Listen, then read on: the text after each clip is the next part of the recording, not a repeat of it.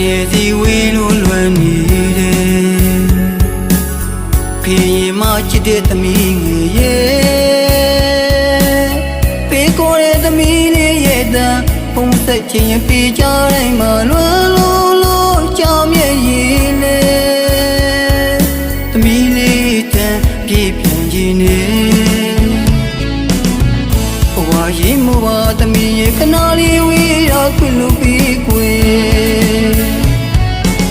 ဖေးသမီးလေးဘဝရှိမှုသမီးနဲ့ပြေးခဏလေးဝေးတော့မချင်လို့မဟုတ်ရပါသမီးရဲ့သမီးမတည်ရဲ့ဘဝရှိသေးဖေးနေကောင်းရဲ့လားတဲ့ချမ်းမရဲ့ယူဆိုင်ပါတယ်ကွယ်မပြီးကလာပြောတဲ့သမီးသာဘုံကလေးတွေကြားလိုက်တိုင်းမှာလွမ်းလိုက်တာချစ်တဲ့